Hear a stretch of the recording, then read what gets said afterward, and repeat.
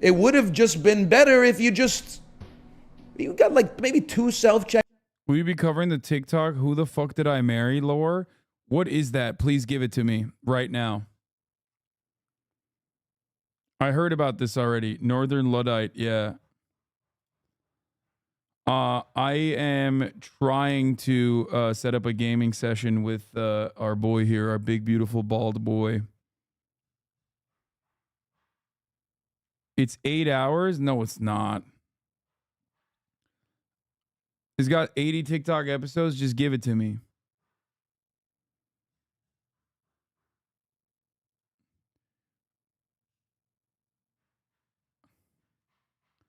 Do I go all the way back down in the bottom and start there? Like, oh my God, what is happening?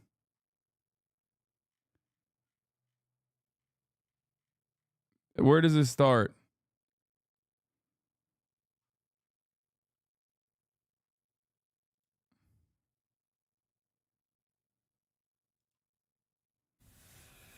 This is 4 hours and 59 minutes, dog. Is this a condensed version? This is a 2-hour one. Part 33. The fuck? It started off with part 30. Oh my God. Hi, and welcome. We all know why you're here. You're here for part of the new series that I'm calling Who the Fuck Did I Marry?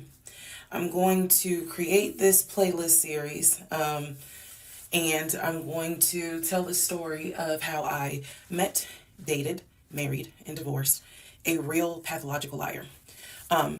Okay, I'm already invested. Let's watch the summary first. Summarizing all 50 parts of the Ressa Tessa Who the F Did I Marry videos in one singular part, let's flow. Ressa Tessa and her ex-husband, who she calls Legion, met in March 2020, right before COVID, on 2 different dating apps, which was the first red flag. One was his real name, one was a nickname. They hung out a ton, and when COVID hit, they decided to quarantine at her house, which she agreed was a little fast. Not long after, she gets pregnant, they decide they need to get married. During all of this, they decide they want to buy a house. He can't show proof of funds. Unfortunately, she miscarries the child, and he doesn't even go with her to the surgery and says he has an important meeting for work. Allegedly, at this time, he works as a VP for a condiment company and leaves the house at 6:15 a.m. every morning and comes home at 3:34 p.m. Eventually, they continue the house search and she wants to see his accounts. He shows her a Chase savings account and a Chase checking account where he has money in it, but says he also has money from playing arena football in a U.S. bank account. Okay, this is full of spoilers. I think This is my introduction / disclaimer video. First and foremost, I'm going to be truthful, even if it makes me look bad. I'm going to be honest, but I'm also not going to be disrespectful to anyone that was involved.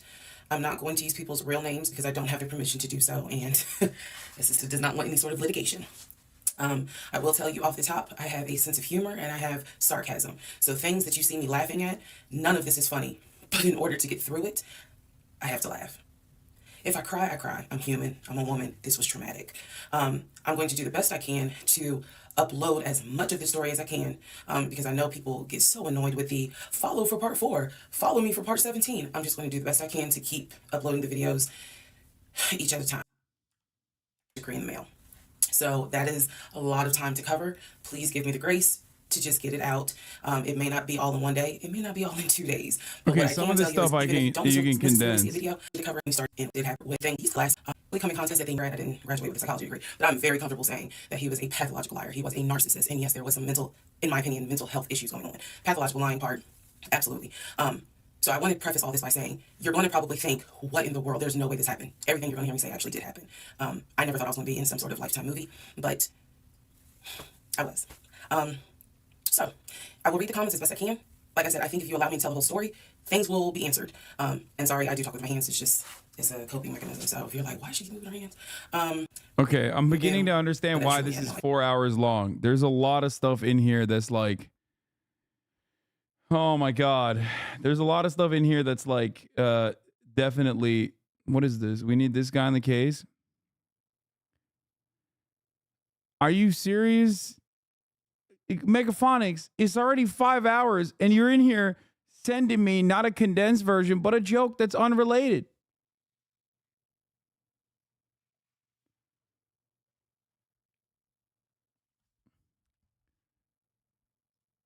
Idea. Who the fuck I married?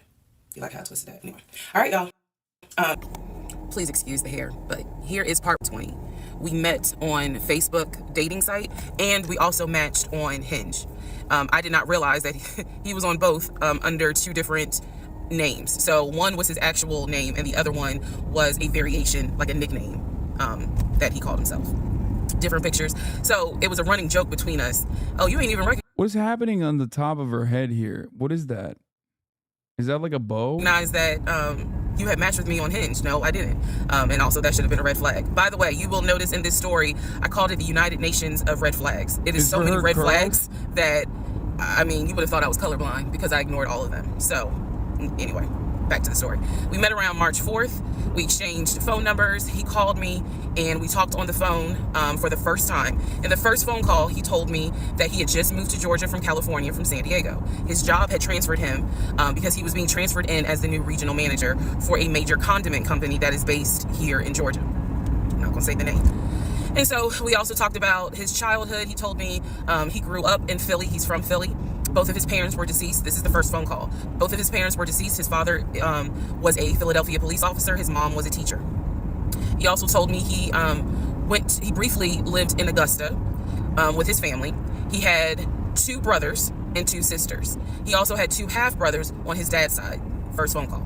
So I'm just giving you guys the backstory. This was the first phone call we had. So we talked about family, we talked about friends, we talked about our jobs. At the time, I was working at Georgia State Patrol. And he knew this, and he just thought that was like, wow, you know, so you work with troopers all day. Yes, I did. Also in that phone call, he explained to me that he used to play football. He explained that he used to play arena football. I know nothing about arena football. I know about NFL, I know about college, go Dogs, but I don't know anything about arena football. So he explained to me that he used to play arena football. He used to work at Apple in the off season of arena football. And I remember thinking on that phone call, oh, okay, you know, like, good for you. I don't know anything about arena football. And I believe I did tell him that I don't know anything about arena football. That'll come into play later on. So he told me, you know, I just moved here. My job is paying for my housing and they're helping me to look for a house. He was like, right now I'm in Gwinnett County, but I'm trying to look for a house, ideally in Atlanta, like Brookhaven, Sandy Springs. He was like, I really would like to move out there. And so I thought, you know, that's great. You know, you're looking to get a house. You just moved here. He was like, I don't really know too many people here because I spend all my time at work and, you know, this job is really demanding. So that was our first phone call. We talked more. He talked a lot, which took me by surprise because I'm not really used to men talking more than me. He eventually asked me out on a date. That's shocking. Our first date was set for Saturday. Because I can tell she's a big yapper. So it is genuinely shocking to me right off the jump that the dude was talking more than her. Saturday, March 7th, 2020. He asked me what was my favorite restaurant. I said Cheesecake Factory. And so we agreed to go out at the Cheesecake Factory in a location that was in between. I lived in Clayton County. We lived about 45 minutes from Sandy Springs, Dunwoody area. See how it goes. First conversation was good. Hopefully he looks like his pictures because, you know, that's always an issue with online dating. Hopefully he looks like his pictures. So on my way to our date, I took 285. And literally right before I got to Boulder Crest, the exit for Boulder Crest, I heard a boom and I lost control of my car. Thank God that not thank God, but I knew what to do. So I did not crash, but my tire blew out. So I called him and I said, hey, I'm so sorry, but my tire just blew on 285. I'm slowly making my way off the exit. I believe I pulled into a Chevron gas station and I said, you know, I got to get this fixed. I don't know what to do. Like, I'm a damsel in distress kind of thing. He kind of paused. He got quiet and he was like, you know, tell me exactly where you are. Drop your pin. So I dropped the pin and he came to the gas station. Good guy. Got out the car, and I was so relieved that he actually looked like his pictures that I was like, oh my God, he's actually attractive because he's like 6'4", 6'5". Also, man, I apologize. So let me go back to the first conversation. Let me add something. He did tell me in the first phone call that he was divorced, and that his ex-wife, she had 2 children. She forgot things. Children, a boy and a girl who were teenagers, young adults. I think the girl was about 20, and he said that he had a very close relationship with his stepkids, but that he and his ex-wife had divorced because she cheated on him out in California, and so coming to Georgia was a new beginning for him. She was still out in California. The kids were still out in California. And so, you know, he was like, there's no, I can't. Means you're right off the jump. Couple things I have to add in here. That's how you know she ignored the red flags. Okay. This dude is like, I'm coming to help you. And I'm 6'4". It's Jover. Like, it's just 100% like stand her, but I still want to be in the kids' lives. I have to put that in there because that will come back later. So this is just setting the stage. Again, that first conversation was, we talked about family, job, friends, how he ended up in Georgia, me being in Georgia, the things that, you know, I would think people talk about in the first conversation. All right, now back to the tire blew out. So he shows up to the gas station. He changes my tire, which I just thought was the sexiest thing in the world. And then he proceeds to say, hey, I found a tire place around the corner. You need to get another tire. Like, you can't drive on this donut. So he followed me to the tire place, and then helped me get a tire, paid for it. So I was she's about to get pulled over for having her phone while she's definitely driving. like, wow. And so the vibe was good. So anyway, I get the tire fixed. We follow each other to the Cheesecake Factory over in Perimeter. We hold hands walking into the Cheesecake Factory. So in my mind, I'm like, this is just this. Oh my God, I had butterflies. That's the look of a woman who had butterflies. So I had butterflies. And we go in, there's a long wait. And so we sit outside and we just talk. And the conversation's great. And this is where he tells me what it is he's looking for. He tells me, you know, I believe at the time he was 42. He was like, I want to get married and it be for real. He's like, my parents were married 40 plus years before my mom passed away. And I want that. I want marriage, family, a house. Like, that is what I want. One tire on a first date is at least minimum $200, $300, by the way. That's crazy. He's like, I'm as a man, I'm ready to get married, but I want it to be for real, because the first time, you know, it really hurt me when she cheated on me. So he's telling me everything that I wanted to hear. And so he was like, what is it that you want? And I said pretty much the same thing. I was like, I'm ready to get married, definitely want to have a family, and I want to marry my best friend. So we both put on the table that we wanted marriage. And this is the end of part 1. All right, who the fuck did I marry? Part 2. So we both put on the table what it is that we wanted. We both had established we were dating for marriage. We were not dating just to date. We were not trying to be friends with benefits, none of that. So the dinner at Cheesecake Factory went really well. We laughed, we joked, we talked about people, which is kind of up my alley, my sense of humor. It was a good vibe. So at the end of the date, at the end of dinner, we sat in his car and he played this song for me by John Legend. I don't know the name of the song, by the time this video posts, I will put the name at the bottom. I can't remember the song. I just remember that John Legend was talking about, I think I met my wife tonight. And I thought it was a sign. So I was like, he's laying it on thick, dude. That's the thick 8 of laying it on, okay?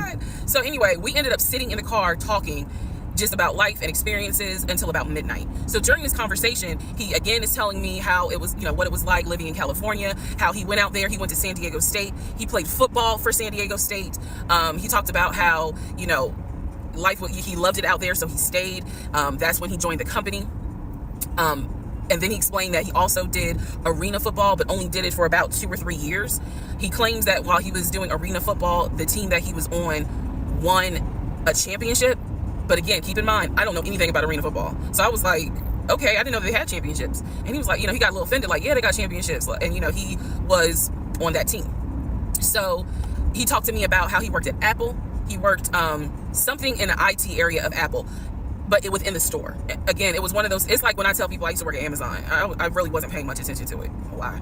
So we talked about all that. We talked deeply into what happened with the ex-wife. It's because I asked. He was not volunteering all this information. So in other words, I get very uncomfortable when men start talking about their ex a lot. That's not what happened. I was asking questions because I was really trying to figure out, okay, are you ready for a relationship, or are you still missing her? So we talked about that. We talked about my exes. That was a mistake I made because I talked about how I dated at one point in time somebody I worked with. That will come back later. And he seemed real cool about it. He was like, you know, that was before me and blah, blah, blah. So the conversation was good. Midnight comes and I go home. Yes, I went home. We ended up talking. Mind you, our first date was March 7th. And within about 2.5 weeks, Brian Kemp, our governor, shut Georgia down. We were going to be on lockdown. So during those 2.5 weeks, we talked every day. We went out again at Red Lobster. I remember Red Lobster. But everything was going great. The issue was, where are we going to quarantine? So the question was, are we going to quarantine at his place, which he had like a studio type of situation. Like, it clearly, where he was saying, I was like, it's like a studio apartment, but he kept telling me like, this is temporary because I'm looking for a house. Like, He showed me the email from a woman who worked at the company where she was out on maternity leave, but she was putting him in contact with a realtor to help him find a townhome or a single family house. So I was just like, okay, this is definitely temporary. Like, he's not trying to. The chatter I banned was being really fucking annoying nonstop. That's why I banned him. Stay here long term. And she was apologizing in the email. I'm so sorry, you know, this should have been taken care of before you got here, but it wasn't. Da, da, da. What's wrong with the studio? I mean, dude, are you kidding me? Cabin fever? You'd lose your mind if you're quarantining inside of a fucking studio apartment with a dude that you're like kind of dating when you first started. I saw the email. I read it. I read the email. So the decision was, one room. We're going to quarantine at the studio, or are we going to quarantine in my house? First mistake I made. Well, there's a lot, but this was a mistake I made. So ladies, caution moment. During one of our dates, because keep in mind, in those 2 weeks, we were seeing each other quite a bit. Nothing physical or anything like that. Just two people who I thought were really on some. All right, let's see if this is going to grow into something. Big mistake. Can't do that during quarantine. You can't be like, let's test this relationship out by maxing out the amount of time. Like, because even if you move in together, that's one thing. Moving in during quarantine, holy moly. He came to my house. When he came to my house, I had a 3-bedroom, 2.5 bath. Bro, the moral of the story is being 6'4" goes such a long fucking way. It's crazy. Okay? Being 6'4" goes the longest of ways. Like, there is no way, dude. There's no way. What the fuck? I mean, he's like nice on top of that too, seemingly. Like he's selling himself as like a nice guy on top of that. I hate tall people. Me too, man. Straight up. Townhome. He was in a studio. Now, I'm telling you guys all of this in order of how it happened. So some things I'm probably going to insert what I was thinking and the mistake I made. No matter your height, though, you will still see the top of the hour ad break at the top of every hour. If you no longer want to see those ads, you can't grow it inches, but you can subscribe for $5 or for free with a Twitch Prime by connecting your Amazon Prime account to your Twitch account, where you get one free Prime subscription a month. You could also get gifted a sub if you're lucky. Here's a 3-minute ad break now. Now that 34 MKD 50 can't sign on to the website because he's blocked, because Recep Tayyip Erdogan saw how much he was fucking gifting subs. Can I turn this on? No. Okay, so like that. And I say that to say that I did not realize inviting him to my home probably made his eyes go, oh shit, she's a keeper. She got this 3-bedroom, 2.5 bath townhouse, and I'm in like a little studio. Yeah, let me go ahead and pursue this. What I need to do to quarantine here. The decision was made, quarantine at my house. So the state went on lockdown. He came and stayed with me in my home, and for the most part, in the initial beginning, it was fine. It was fine. The reason why I hesitate is because I grew up in the church. So for me, it was really like an internal struggle of, bruh, you always said you would never live with a guy unless he was your husband, and now you living with a dude and he ain't your husband. Like, it was a struggle for me because I knew better. And don't come for me. I'm just telling you the way I grew up. It was like that. It was not sitting right with me. But at the same time, I didn't want to quarantine by myself. I did not want to. So there we go. So he moved in. We talked about the bills. Let me clear something up that I said in the other video where I said he paid all the bills. He paid all the household bills. He did not pay my car payment, my cell phone, or my car insurance. He paid the rent, because my rent at the time was less than $1,000. He paid the utility bills. And so when he's telling me that he's a regional manager, I was like, wow, okay, so you got money. And so he paid all the household bills. So my check really was just taking care of me, myself, and I. And I am not, this is where it's not gonna make me look good, but it's the truth. It was intoxicating to not have to worry financially about how to pay the bills. It was a wonderful feeling. And so I don't understand how you get a 3-bedroom for less than $1,000. Did we misunderstand that?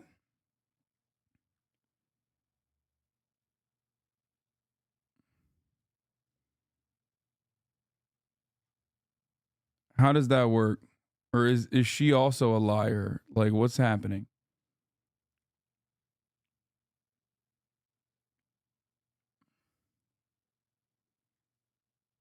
It's because you live in California.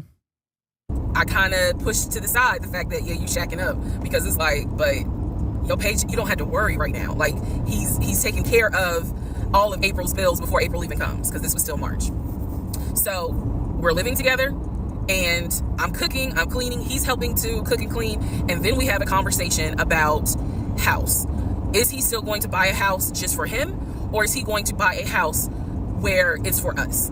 Because we are going to try to make this thing work, be official, get married, have a family.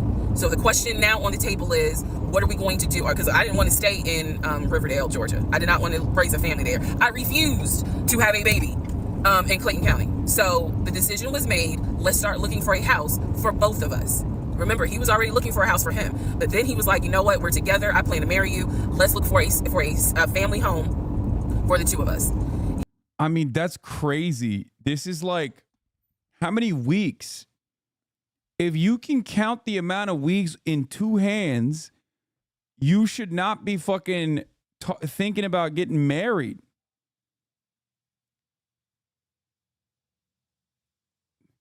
No, I don't think this is immediately after one date. I think this is, yeah, this is like, this puts the lesbian U-Haul memes to shame. Okay, this is like this is way faster than any kind of lesbian U-Haul joke I've ever seen in my life. This is crazy. He was like, this is how much I was approved for. That's when he showed me the Chase paperwork. It was a letter stating that and it had the Chase emblem at the top. He showed me a letter stating that he was approved for $700. All right, part 3, who the fuck did I marry?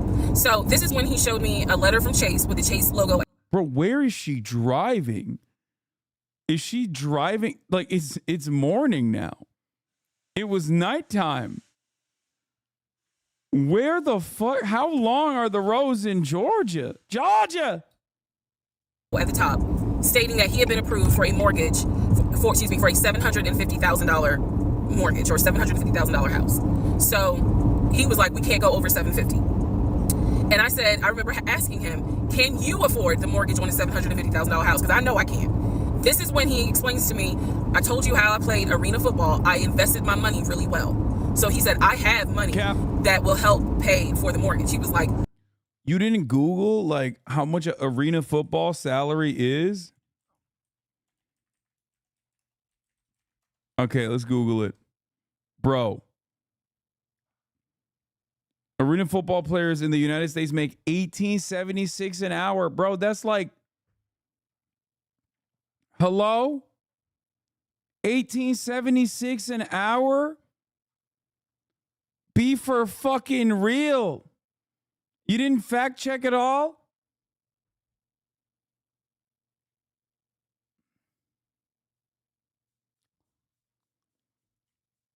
This man out here like, oh yeah, I was making McDonald's pay. And I fucking invested wisely. Anyone that says, oh, don't worry about the finances, I invested wisely, that's how I made my money, know that they're lying to you, okay? Hasanabi rule. There is no such thing as investing wisely. Unless you're just rich already, you are not investing your way up. We're good. Like, I'm financially, I am okay. He was like, that's why I'm able to get approved for $750,000 mortgage. So he told me that his money was in different savings accounts. He said he had an account with Chase Bank, he had an account with US Bank, and he had an offshore account. This is what he told me. Arena football player with an offshore account. Come on now. Offshore account, I was like, why? And he explained something about, oh, the US, the US imposes taxes on money when you have a certain amount in US banks. He was like, so everybody knows that it's smart to have some money in an offshore account. Y'all, look, I live paycheck to paycheck. I was like, okay, that's whatever.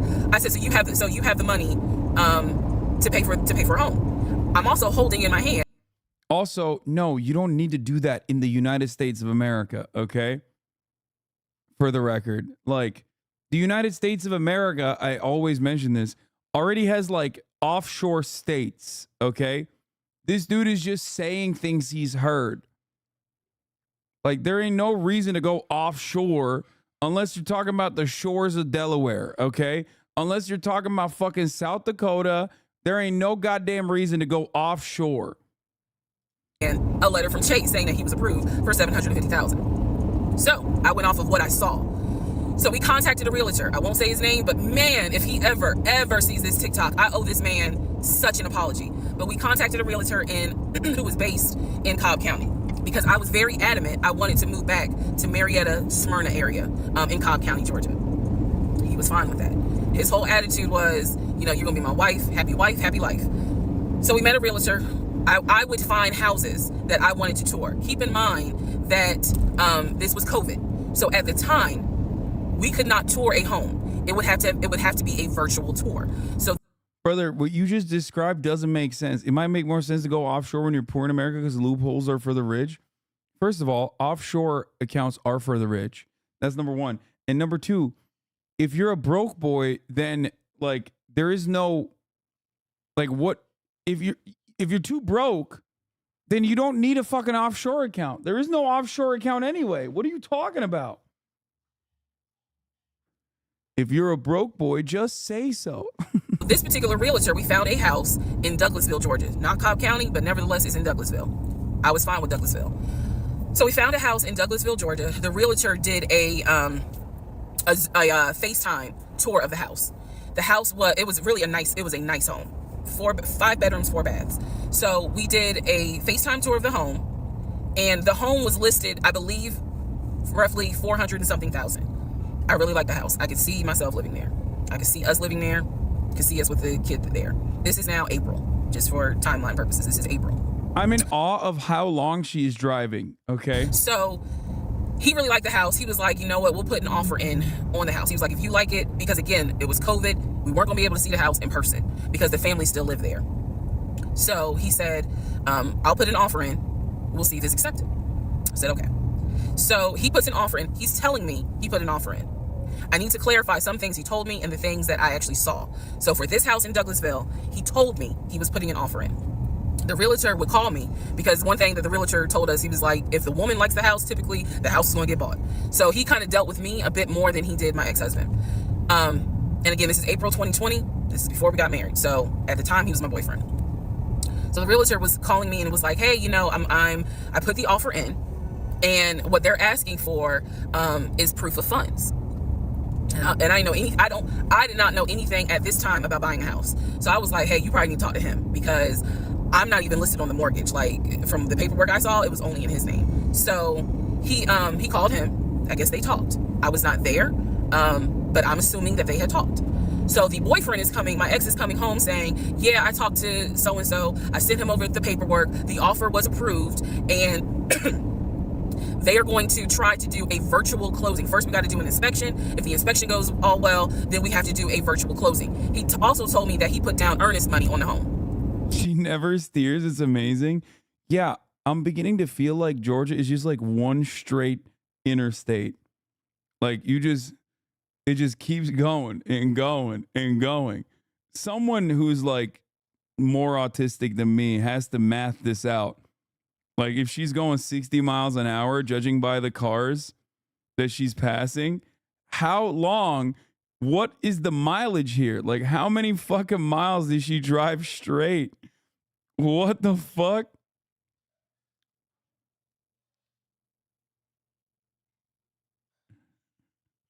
What the hell, dude? He put down, I believe, $5,000. He said, I just transferred the money over to the realtor's account or whatever, so that it could be earnest money for the house. So I'm just like, okay, great. He was like, so realistically, this is April. We should be able to get in that house by June. Okay, no problem. So this is what he told me. About 3 or 4 days later, I get a phone call from the realtor. And the realtor is like, hey, I'm just checking to see what you guys want to do about that house. So I was confused. I'm at work. And I said, I was told that he put an offer in. And the realtor was like, he did? I didn't know that he put an offer in. And I said, well, why wouldn't you know? Like, he told me he put the offer in, and he had paid earnest money, $5,000 earnest money. And so the realtor was like, well, let me call him and find out what's going on with that, because I didn't know anything about it. So red flag, of course. So I call him, and he, in true narcissistic nature, he flips the script, and he like goes off. He's like cussing, going off, like he shouldn't, excuse me, I have the hiccups. He shouldn't be calling you. If he has a question, he should call me because I'm the one that's on a mortgage. He was like, I love the fact that she keeps burping. I'm sorry. As a mic burper myself. and now it's, it's going to be an issue. And I said, well, did you put the offer in with him or not? And he said, no, I did not put the offer in with him. I put the offer in with a friend of mine who is a realtor, so I can give him the business. So how did he find a realtor friend so quickly after he just had moved to Georgia? I did not hear from that realtor again. So I was just like, is the house under contract or is it not? He was like, yes, the house is under contract. This is how crazy things work out.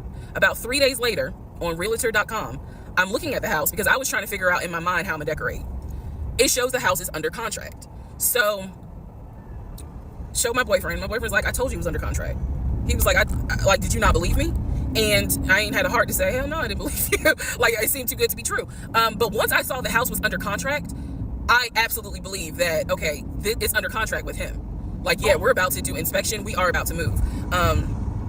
And so we had driven by the house because, again, keep in mind, the family's still living there. So we had driven by the house. At this point, he was like, I want us to start looking for furniture so that way we can go ahead and order it. So when it's time to move, the furniture is ready because, it takes like 6 to 8 weeks sometimes for furniture to be delivered if they don't have it in stock. Like, he was very methodical in planning and saying, this is what we need to do. So we started going to Home Depot, Lowe's, because we had a printout of what the sellers were going to take. They were going to take the appliances.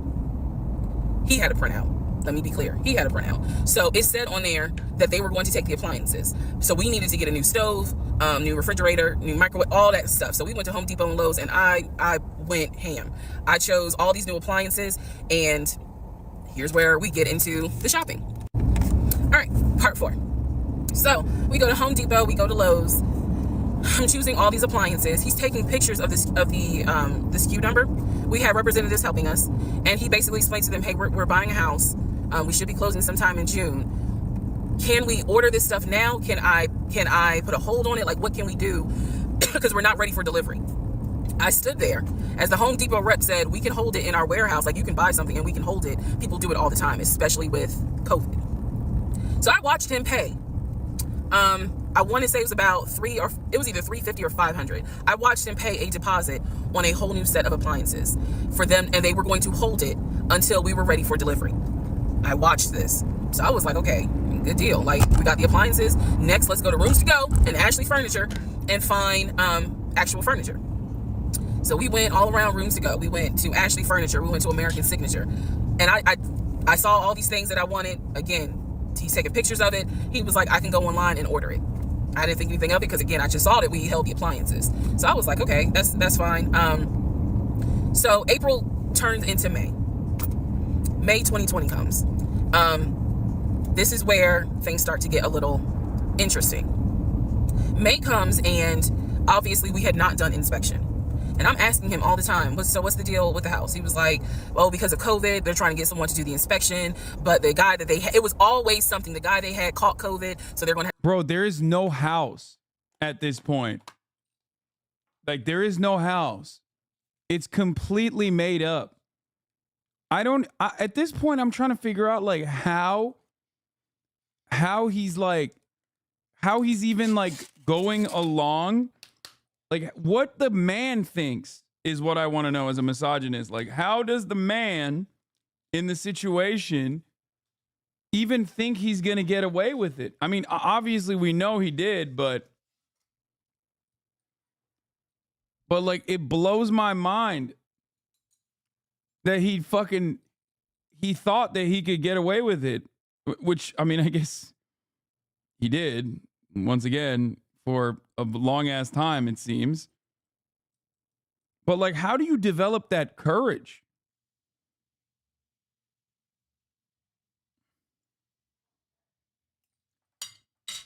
Six foot four. I had to get somebody else, and he's like 15 houses backed up, so it'll be a while. So at this point in May, I know I look crazy. In this point in May of 2020, I started recording audio diaries. I don't know why.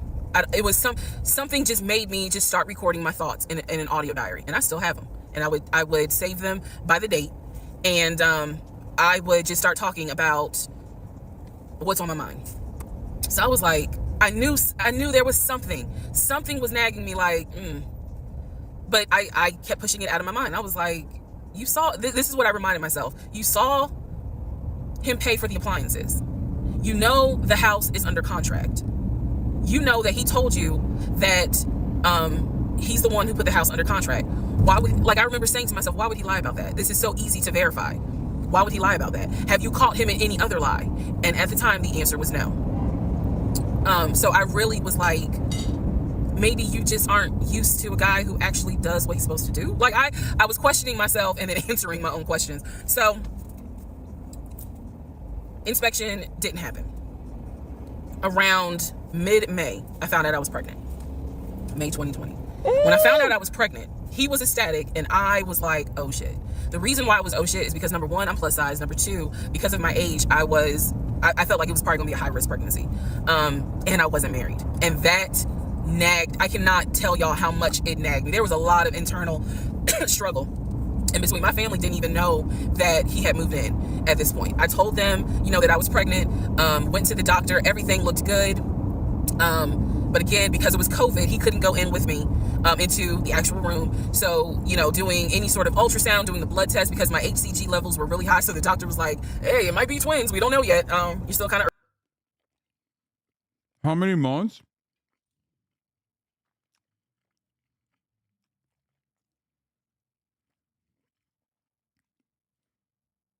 Two. Maybe three. Early, along. They gave me a due date. The due date was January 26th of 2021. May, found out I was pregnant. So there was now more of a push into, we got to get a house. We got to get the fuck up out of here. I'm not having a baby in Riverdale. Okay, nothing against Riverdale, but I ain't having a baby in Riverdale. So we need to find out what's going on with this house. And so he was on top of it. He had an answer for everything. He was like, I'm gonna call and find out what's going on, blah, blah, blah. He then magically told me about a week later, oh, they're going to do inspection on the house, like in 2 days. So I was just like, okay, keep in mind, I'm taking his word for it. I'm taking his word for all this. So he's like, they're going to do an inspection. Once we get the inspection report back, then we will know what we are going to be responsible for. What are we getting ourselves into? So, I guess they did an inspection. He showed me an inspection report.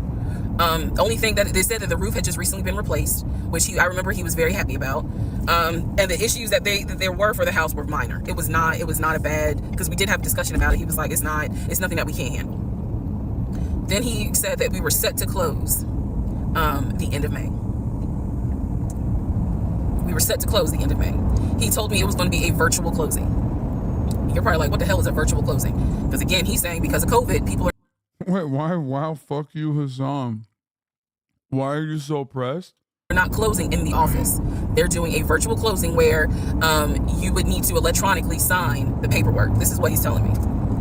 And so he was like, we're set to close like just before Memorial Day. And so for some reason, again, there's still that nagging part. For some reason, I didn't start packing. Anyone that knows me will tell you I hate moving. I've done it enough in my life. I hate moving. But I did not start packing up that house at all. I was just like, I'm pregnant. My body was changing so fast that it was like I can barely keep my eyes open half the day. And so, no, I didn't start packing. And I remember I did record, again, I was recording audio diaries just about every day. When something didn't sit right, I would verbally record it in the audio diary because I was like, I don't know what it is, but there's something. That was the theme of our relationship. I don't know what it is, but I know there's something. And so what the fuck? I remember talking to myself in my little prayer closet.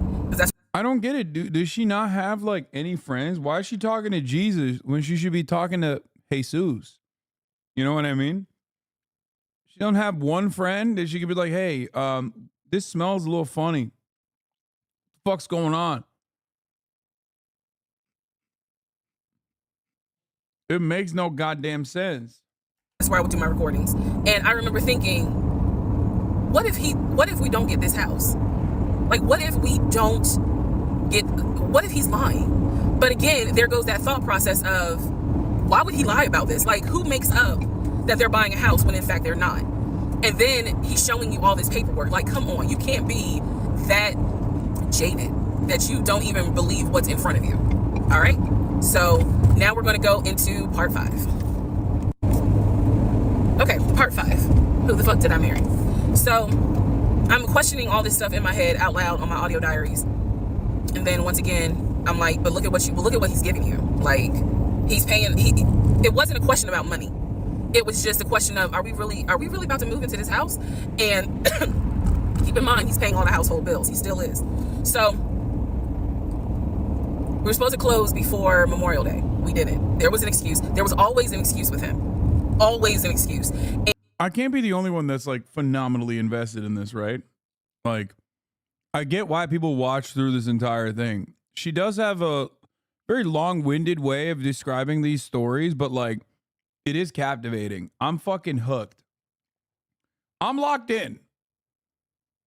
And I didn't know enough about the process to question stuff because I really wasn't involved. I'm sitting my white ass down and I'm listening, okay? The way I should have been. And it was giving me a lot of anxiety. So I'm pregnant with a lot of anxiety. And if I'm gonna be 100% honest with y'all, I was not expecting that I was probably going to have a healthy pregnancy because I was stressed. And what I was stressed about is I didn't know what was going on because I wasn't really involved the way that a normal relationship would be involved. Just being honest. So we did not close. We moved now into June. This is now going into June. Around June 5th, I looked at the house again on realtor.com. 4 months in. I don't know what made me do it other than, and I don't mean to sound super spiritual. I know that people are like, you may or may not believe in God, but I'm telling you, I believe with all my heart, probably the Holy Spirit was like, look at that house on realtor.com. So I looked at the house on realtor.com. This was around June 5th. It showed that the house was off the market. It took you months to look at the house on realtor.com? You weren't checking it? It took you a month to look at the house?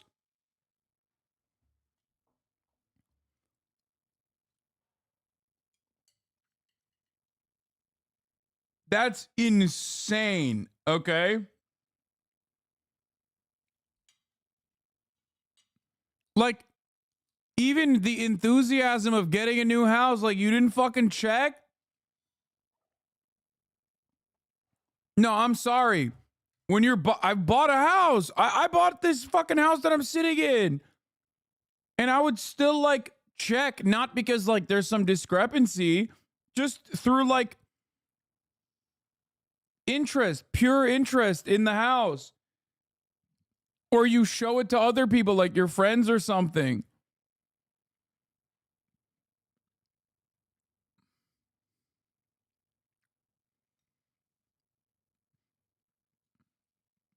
Yeah, like, damn, am I really doing this? Am I really owning this shit? That type of thing. And I remember being like, okay, wait, what does that mean? What does that mean? Because ex-husband is telling me we're about to close on the house. We're about to close. It's our house. We got furniture, da-da-da, da-da-da, da-da-da.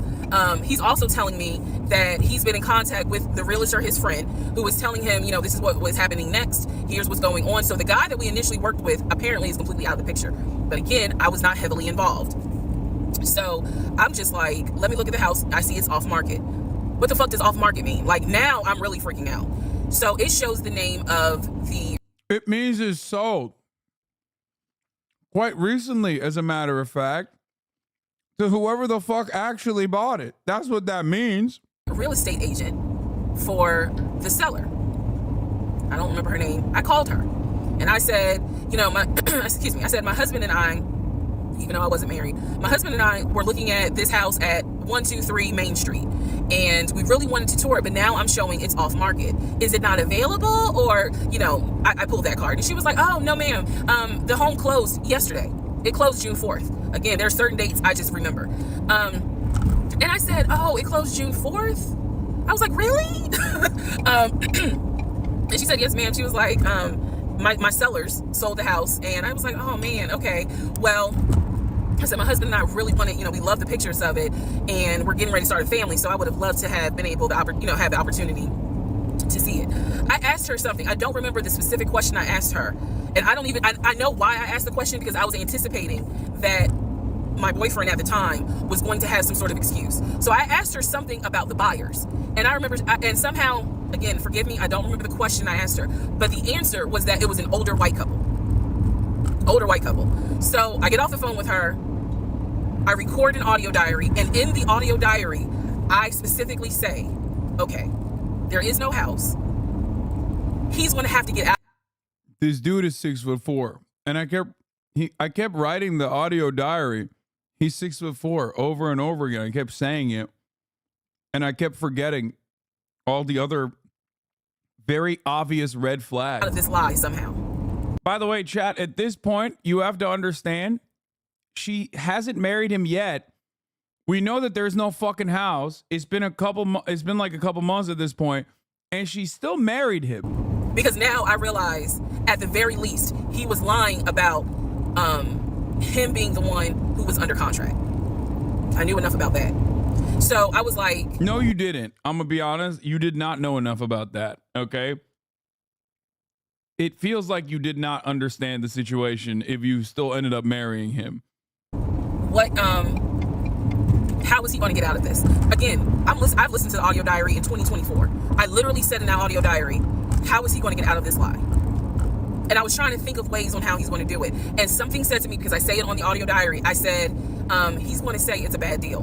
And he's going to say he wants to pull out. Y'all keep in mind, I am pregnant. So I had a decision to make. As ugly as this decision was, I made the decision, you're about to have a baby with this man. He's paying all the household bills. Let him get out of the lie. And that's what I did. I purposely made the decision that I knew he was going to come back, and I knew he was going to give me some bullshit on why he couldn't buy the house, because he didn't know that I knew that house is already sold. The house is already sold. And this is the part where I said, I'm gonna be honest, even though it's gonna make me look bad, because most women in their right mind would have been like, I'm out. And I didn't. Yeah. So, get an abortion. Sure enough, he came home. He didn't really say anything that day. The next day I asked him about the house, and he said, my friend, the realtor, he was like, I'm talking to him because something's going on with the interest rate. And when he said that, I felt so much relief, because I knew that I had been prepared for, he's gonna give you some bullshit. So when he said there's something with the interest rate, I said, you know what? If this is literally what I said, y'all. If the interest rate isn't good, then we shouldn't move there. We should probably let this house go. We should cancel whatever furniture we... Why did you give him an out? Wait, what? Why did you give him an out? Yeah, this is a classic no, I don't support all women moment, okay? What the fuck?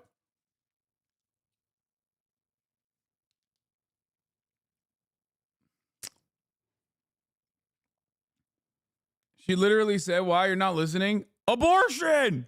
Abortion! Aborabo! Abort the baby!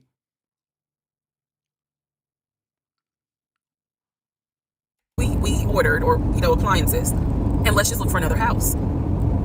I said I would like to be moved before the end of the year. I said I really don't want to be 9 months pregnant moving into a house. I would like to be done with this before then. And the way I said it was so calm, and he was like, okay. He was like, I'm gonna call the realtor, and tell him I'm backing out of the house, and I'm gonna see if I can get my earnest money back. And I remember looking at him. I was standing in the kitchen, and I cocked my head to the side, and I said, okay, get your earnest money back, and let's find another house. And so that's how that first house felt. Bro, she's literally leaning into the delusion. Like, she at this point has recognized she caught him in a massive lie, gave him a fucking out. Bad listener shaking my head. No, I don't, dude, there's no, first of all, people who love Jesus get abortions too, okay? Wait, did she just say first house? I'm sorry. Did she just say first? What is happening? How many houses? How many houses is this house? No. No, that must have been a mistake. I don't think she meant that way. I think she means like. So Fast forward, I keep looking at this to see how much time I have, because you know they only give you 10 minutes. So this is part 5, part 6 is coming up. But subsequently, what ends up happening the next week, which is mid-June, I was at work, and I started cramping, started bleeding. And at this point, my doctor, I had just had an ultrasound earlier that day.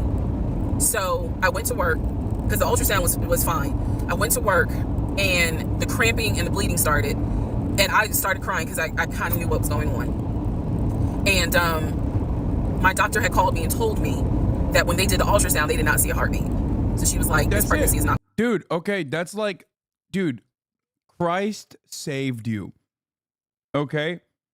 Don't sag, chatters. What the fuck? Oh my God. I feel like we're on totally separate planets right now. Bro, she knows the dude is like lying to her at this point. She knows the dude is lying to her. The baby trap was part of the reason why she was still on board.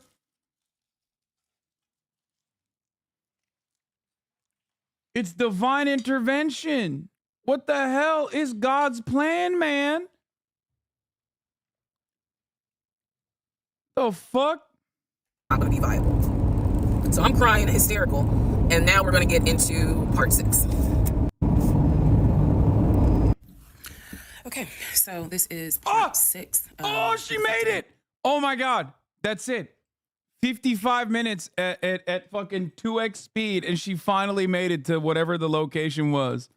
So where we left off. So obviously, that's crazy. My doctor had called and told me there was no heartbeat. The pregnancy was not viable at that point, and I was cramping and spotting at work. Went into my best friend's office and immediately started crying. She was like, what's going on? And I said, I told her what the doctor said, and she grabbed her keys, grabbed her purse, and was like, let's go, I'm taking you home. On my way home, I called my boyfriend and told him what the doctor said, and he was like, I'll meet you at home. So he was coming from Duluth, went straight home. And so about 24, 48 hours later, I had a doctor's appointment, and my doctor gave me 3 options. First option, let everything happen naturally. Your body will expel the fetus on its own. Second option, you can take a pill which will induce expelling the fetus at home. The pill basically will cause you to contract and expel. The third option was to go into the hospital and do a D&C. I did not want to do a D&C because I did not want to be in a hospital with COVID going on. And for whatever reason, I did not do the option of let it happen naturally. So I chose to do the pill. His birthday was June 17th. My ex's birthday was June 17th. So the decision was made, we're going to celebrate his birthday that day, go out to eat. And then that night I would take the pill because we both were off from work the next 2 or 3 days. Wait, what did you mean ex? So went out to eat, tried to celebrate as best we could, and then took the pill that night. Oh, like the ex-husband. That night was the most traumatic, excruciating pain I've ever put my body through. I do not recommend any woman, if prayerfully you don't have to go through that, but I don't recommend taking that pill. If you don't have to, don't do it. I spent the whole night in the bathroom just crying in so much pain. I couldn't take, they gave me a narcotic. I couldn't take it because I found out I was allergic to it. So it was causing me to like projectile vomiting. It was a mess. So, and he was right there. You know, he was scared that he needed to take me to the ER, but in the morning, the pain kind of subsided. So about 72 hours later, I had another doctor's appointment where the purpose of this appointment was to do an ultrasound to see if everything had passed. Everything did not pass. So because of that, my doctor was like, we're gonna have to do a D&C. My D&C was scheduled for the... That's right. Another name for abortion is D&C, brother. First week of July. My boyfriend, my ex, was going to take me. That was always the plan. I knew it. 2 days before my procedure, he comes home and tells me that he is up for promotion. He's up to be promoted to VP. Because of this, the president of the company, is coming in, and it was going to be this huge business meeting he had to go to. The business meeting was scheduled for the day of my surgery. And so I'm throwing a fit because I was like, you there's no way you can do that meeting. Like, I need you to take me to the hospital and all this. No, it does not stand for dilation and cutterism. It stands